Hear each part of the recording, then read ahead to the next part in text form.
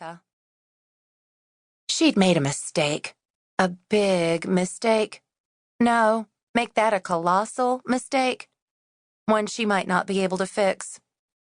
Damn it all to hell, Monica thought, lying fully dressed on the cot in the cabin where she, barely 19 herself, was in charge of 8 11-year-olds.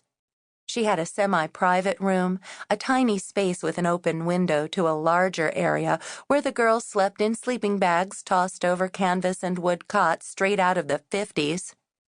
Everything about this stupid camp was beyond retro, all due to the domineering rule of Jeremiah Dalton, the preacher who owned and ran this crap hole of a summer camp. Dalton was little more than a dictator, a man who claimed to be a strict follower of Christ, but he was one of the least Christian men Monica had ever met. A tall, imposing figure with sharp eyes and strong features, Dalton had a doctorate in theology and was so proud of it he expected everyone to call him doctor or reverend, even his wife and kids. How sick was that? Not that she could think about him now. She had bigger, more personal problems to deal with, she thought bitterly as she stared upward to the exposed rafters that supported the pitched ceiling. Through the open window, she heard the lonesome hoot of an owl over the ever-present sound of the surf pounding the cliffs not a quarter of a mile away. She checked her watch. Nearly midnight. The other girls would be gathering at the cove, waiting for her. They were counselors at Camp Horseshoe as well, and bitches, every damned one of them. She hated them all and wondered why she'd even drawn any of them into her confidence, especially Bernadette. What had she been thinking?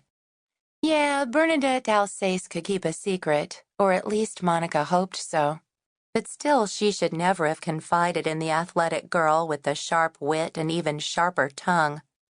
Then there was Bernadette's younger sister, Annette. How in the world had that wimpy little tattletale gotten a job here? Barely older than the campers, Annette slunk around the cabins and rec hall, her tiny ears open, listening for gossip. Truth to tell, Annette with her wide eyes and not-so-innocent smile kind of freaked Monica out. Another freakoid bitch. Oh, bloody hell, she had to quit thinking and get going. She felt something inside her shift, but she could do nothing about it. She'd been pregnant, had even given Tyler the news that, like it or not, he was going to be a father. Had secretly hoped that he would change with learning the knowledge, that he would love her and marry her. She swallowed hard. That had been 2 weeks ago. Now everything had changed. She'd been spotting and cramping, and a deep sadness yawned within her. She hadn't planned on getting pregnant. No. Oh, God, no. Never. But it had happened. And though she hadn't thought she'd wanted a baby, for fuck's sake, she was much too young to raise a child. She'd been disappointed at the thought of a miscarriage, her silly, romantic fantasies about a life with Tyler destroyed. He was so handsome, with his thick brown hair, square jaw, and eyes the color of steel. Virile, athletic, ready for any challenge, he was everything she'd ever wanted, she'd thought. And then the baby, and then no baby, and... Tears flooded her eyes, but she told herself it was for the best. Now they could both go on to college, and Tyler was free to marry Jo-Beth, the girl to whom he was nearly engaged. No, make that the bitch to whom he was almost engaged.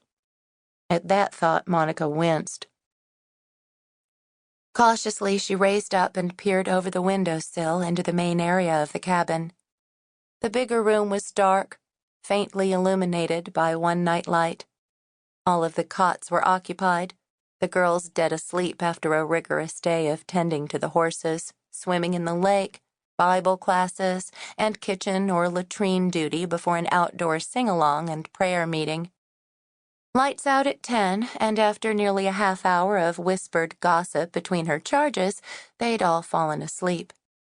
Even scaredy-cat Bonnie Branson, who was smaller than the other girls and had long blonde curls that had never seen a pair of scissors, was out. She slept each night clutching a ratty one.